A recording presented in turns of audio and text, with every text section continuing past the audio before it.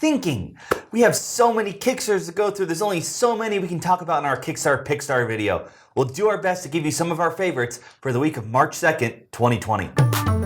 The third entry in the West Kingdom series is here from Garp Hill Games. It's Viscounts of the West Kingdom. This is a deck building game with elements of worker placement and lots of other different things going on. It takes place in a time during which there is peace in the land, but there's also poverty. You play as Viscounts, noble people of the kingdom, and you're trying to figure out what's going on, gain victory points through a variety of different methods, building buildings, for example. And as you go, you'll be collecting new townspeople and new resources to help you accomplish that goal. There's going to be a board that you'll be traveling around using different spaces for different actions, constructing buildings, and then you're going to have a personal player board. And as I said, it's a deck building game, so you'll be constructing your own deck as the game goes on. But more than that, you'll be placing those cards that you play each turn on your board, and those resources that they generate will stay face up on your personal board. So you'll have 3 cards in play at a time, and depending on which action you take, they may look at which icons are currently showing on the cards on your board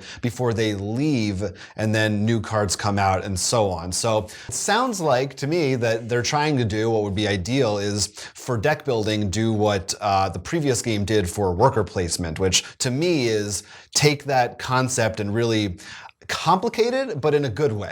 Yeah. Add a lot of stuff. We were behind on this whole series. We started off really with Paladins, and it made our top 10 list for last year. So now that deck building included, I'm super excited. Yeah. One quick thing: doesn't poverty exist like regardless? Like no, if or there's is it like just raging poverty? Like I don't know. It's bad poverty. I don't know. It's the bad kind of poverty. It's not just poverty. There's good poverty. There is now. It's the kind of poverty you get when you back Kickstarter games. This one goes for $52, and it really does seem like a cool twist on things. I really do like the idea of, you play 1 card per turn, but then you're planning ahead for the future because you're thinking about which icons you want showing maybe 2 or 3 turns in advance. Check it out. It's Viscounts of the West Kingdom. Lucky Duck is back with more expansions for Chronicles of Crime. This time, 3 new expansions, part of the set titled the Millennium series. Each taking place in different years. You can see on the boxes 1400, 1900, and 2400. Each one has its own unique mechanic. We'll start off with the 1400. In this, you actually have psychic premonitions. So you'll have a deck of cards that you'll be able to flip through and see things that maybe haven't come up yet or different characters. There's also going to be a dog there, so that's already a slam dunk of a case. The 1900s would had a puzzle deck, so apparently there's going to be a bit more of it, like escape room puzzles involved. They may have to ask an assistant for. Finally, the 2400 expansion, which is the cyberpunk future. First off, you get a pet cyber raven, which is awesome. But this actually plays like their Redview expansion, which if you don't know, we actually have a video for, so feel free to check that out. But you actually play as a specific character, not just a random detective. And that character you'll be able to augment and get different upgrades. So each of these play very differently. And I think it needs to be noted, you'll see on the Kickstarter, they already have a community app where people can post their own different crimes and solving mysteries that you can use the previous pieces for. This will be upgraded quickly, so you could use that and mix everything about. So this is really awesome. I mean, we loved this game. We had a lot of fun with it. Mm-hmm. And I think this is clever because this adds 3 different significant time periods. So there's even more weird customization you could do. Yeah, it's cool. I think this is their first real new addition to the game since the first Kickstarter, although those were then released piece by piece at retail. And they all sound really cool. I'm a little bit, part of me feels like, although I think that all the different gimmicks of each set are really cool, part of me also feels like I kind of wish you would just do more of the original, like one of the original games, or even like the base set kind of style, and just make cooler mysteries and focus on the mysteries. You mean more digital, like even if it was a new box, okay. I guess I don't really mind that aspect. Just it seems like they're really trying to differentiate them with the mechanics and new stuff, and I'm like, that's cool. But also, I liked the original mechanics too. Like, I'm fine with just mysteries. Like, I don't even know that I need all this other like cyber stuff. But it's still cool. That's just my own personal thing. But I can definitely see where you're coming from, and there's always like, I mean, we complain about this with Mansion Madness of like, you could just do it Right. digital, that kind of stuff. I would love to see some really crazy mysteries now because you can really do some weird time travel mysteries with this without going too wild with maybe what these may or may not be connected. I don't know. You're jumping between cases or just complete sets. Yeah. Now, if you just want one of these, they're $30, but for a full set, it's $79, so you will save on that.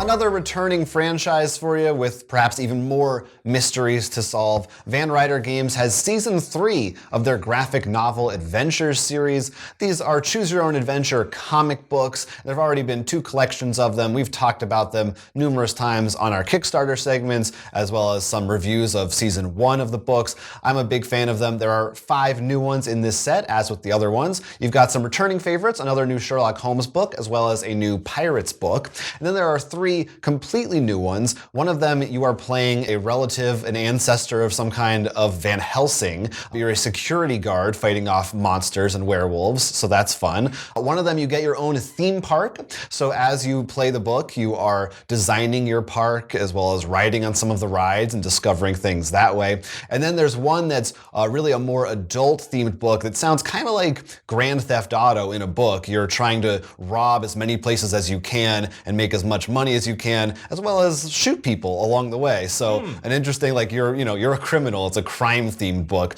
So I like all 3 of those. They sound very unique and cool. And of course, it's the Sherlocks are definitely the most popular ones. So I understand them. They keep bringing that back. But I'm excited. There's not much for me to say. I love this series, and anytime one comes up, I'm ready to jump on it. I just can't help with the description of the Van Helsing one. Just Van Helsing, mall cop. Yeah, that could be what it is. You're actually Lily Van Helsing in that one, by the way. That's the title of the book. So I don't know, there's some cool ones there. You can get one of these books for $20, or you can get the whole new set of 5 for $80, and that comes with the cool slipcover case you put them in. You can also get any of the books from the previous series through this Kickstarter as well. So if you are looking for something like this that sounds up your alley, single player experience of a graphic novel but with some gamey elements to it, check it out. Mythic Games brings us their newest miniature game, Steamwatchers. In a world where chaotic weather has frozen over the entire planet, you will play as different tribes vying for these steam geysers, which randomly will pop up across the entire map.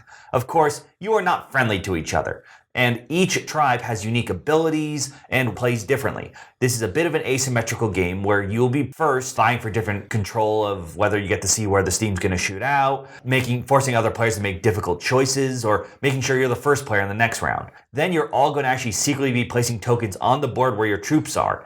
Then you're going to reveal them, and those are the orders those troops are following. So this is a asymmetrical combat territory game. I mean, it's a new Mythics game, which is going to be extremely popular. And also, they tend to make theirs run very short. Usually, not instead of 30 days, more like 12 to 10 days. So if you're interested in this, take a look now. I know there is a Kickstarter exclusive group and plenty of different expansions, including you can add the bosses for each faction. Most of them seem to be in vehicles, which makes sense. But the game itself sounds interesting with the steam and the way, especially the Watcher, sounds pretty cool. It's not like it's the deck of where these steam shoots, the main resources come out, and you can look through them and decide where they go, and sometimes they can shoot adjacent. But the other thing is there's this disease called the Bane, and there's no cure for it. So you have to also watch your build with that. It seems it might cover up slots on your board. And certain people have better resistances, they said, but no one has a cure. No one is immune to it. So. Interesting. Sounds scary. I like the mechanic. It sounds like what we saw in the Game of Thrones board game, or even like X-Wing or Star Wars Armada kind of have this, where I like the idea when you put out your secret, here's what they're going to do, but it's not revealed until later. I think that's a fun way to do things to keep that element of surprise with your actions. Well, in particular with some players, who might think oh, I'll put this here because I know what you're doing. And when the other person reveals something completely different, they're like, oh no, I wasn't expecting that. Yeah, you gotta trick them. But this is a miniatures game. The base is for $89 and more if you want to add any of those cool expansions. My next pick is a bit of a cheat because it's 5 games in one. It's called the Matchbox Collection, and it's a series of small Euro-style games for 1 or more players. Some of them go up to 2 or 4 players, but all of them can be played solo. And it's 5 different games with completely different rules. One of them has to do with animals and the seasons, kind of a set collection game. One of them is about samurai duels and preparing your weapons to do battle with each other. One of them is about making the best food and collecting different types of food. One's about summoning golems. And one of them has to do with alchemy and brewing potions and collecting ingredients and that sort of thing. They all are small little games that you can carry with you, take out wherever you need. There's also a little suitcase that you can get for some extra money that will hold all 5 of them. I really love the idea of these, the spirit of these. It reminds me of the old Paco games that I really liked. Only I think what makes this stand out from those is that, like I said, you can play them all solo. So even better if you're by yourself, you're traveling, you're at the airport or whatever, you need something to do, maybe you don't have a ton of space to play a game, you can just take one of these out of your pocket and start playing it. And all the cards have, I think, really interesting, cool designs and artwork on them. So yeah, it seems like a fun collection, the kind of thing that I like. Yeah, I mean, this is definitely the kind of thing to look at if you're someone who travels a lot. Though this might not be the time to travel. You have to. The pack of games we've had, and we've had a lot of fun with those. So it's really fun to see game designers try to do something really like, what can I do that only fits in like this much space? Yeah, I think when you have those limitations, sometimes you come up with some really creative ideas. So this one goes for $40. That's all 5 games. There's not even an option to get any of them separately. You just get the whole set for $40, a little more if you want any of those carrying cases or things like that. Mind Management from Off the Page Games is a 1v all game when one player is a recruiter for the Mind Management, who's going to secretly try to move around the board and recruit people to their cause. He's this evil sort of psychic dude, but the other players are rogue agents who are going to try and stop him. The way the game works is at the beginning of the game, he's going to draw a card with a weird symbol or picture that is all across the board. There's a bunch of different weird ones, like a tiki head is one I saw, I think like buses. His goal is to try to hit all those points. And for the opponents, they're trying to sort of finding them. This is similar to Spectre Ops or Whitechapel, where one person has secret movement and everyone else is trying to guess what they're doing. But in those where there's objectives are always very similar and just choosing which of those 4 objectives they may or may not need to hit, there are a lot on the board. So it's much more puzzle solving. But to help the psychic detectives, you actually have little whiteboard tokens, for lack of a better term, where you can write hints on, like, he was not here in turn 3. There's also these immortals, pretty much agents working with the recruiter, they're NPCs that he can use, but of course the rogue agents can fight against them as well. And in addition, he actually has 2 ways to win. He can either A, just time out, or B, he can actually recruit, I think, 12 or 13 places on the board to win. So it's not just a one way to win. We love these secret movement games, and this one I think had a really weird, interesting theme to it. Yeah, I looked at this one, I thought it looked awesome. And the other really cool mechanic, I think, is that after the game... Oh, right, I can't believe that. Yeah, this is what I thought was really interesting. Whichever player loses, or team, I should say, opens a box, and then they get some kind of special new power for the next game. Almost like a legacy element, but nothing's like destroyed or It reminded me permanent. more of the game from the guys who did Root recently. Oath, yeah, where like it's not as much campaign, but the previous games could affect how the next things game will works. change. Yeah, and I thought that was smart because I feel like always in these games, depending on your player group, you could feel like one side's overpowered or underpowered. We have some great stories. And some of them have stuff like I know Whitechapel has like, if you think this team's not doing great, give them this variant. But I like that this is baked right into the game. It feels better to me. What I really love though is the board. If we look at the other games I mentioned, in fact, Hunt for the Ring, forgot to bring up that. That's another big secret one. Movement one. A lot of times objectives are always pretty the same. It's like they're always these five same spots. So it's just how do I dance around the agents to get to them or the cops. But in this one, the whole board is similar to those I Spy, where there's just a bunch of weird images, and he may never need to hit the red tiki pieces. He might need to hit, and you don't know which ones he needs to hit. You have to find clues, and I like that a lot more because I think that makes each game, it gives more playability. Yeah. Regardless of the if you lose, add things. Right. Yeah, I could see that definitely. For $48, not too hard. I think the good price for a game that size. So let's see which side you are working for. As I stated in the intro, sort of jokingly but serious, there was a lot of Kickstarters that came out. And there was some discussion that maybe Jonathan should do a poker wrap of them, but instead we'll just list a few honorable mentions here. First, we're going to start with two we actually have videos for, Goetia and Lander. We, of course, will have links down below so you can see our thoughts on these. Goetia being about summoning demons and gathering power and attention from them, while Lander is all about colonizing a new planet. Both really interesting games. Definitely take a look. And then also up this week, ones that I thought looked cool at least, but we just didn't have time to go through them all in detail. There's too much. There are new printings of games like Eschaton, which is a really cool deck builder we just tried out at the convention.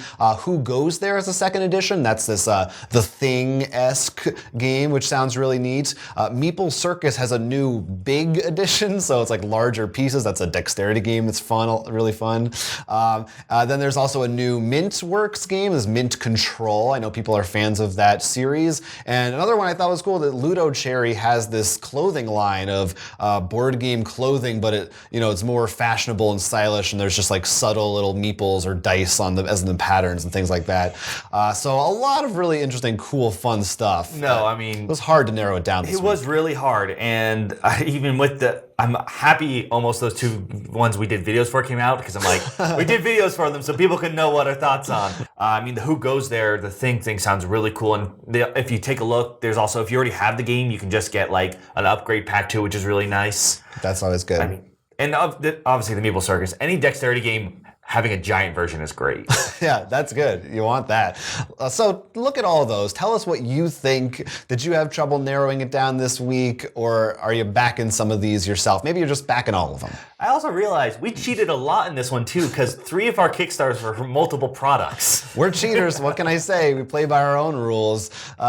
Thanks for watching, guys. Hopefully you're having a good week. My name is Jonathan. I'm Will. This has been Kickstarter Pickstarter. Catch the latest from Roll for Crit by liking and subscribing and supporting us on Patreon. You're not a hidden traitor, are you? Come on, like us.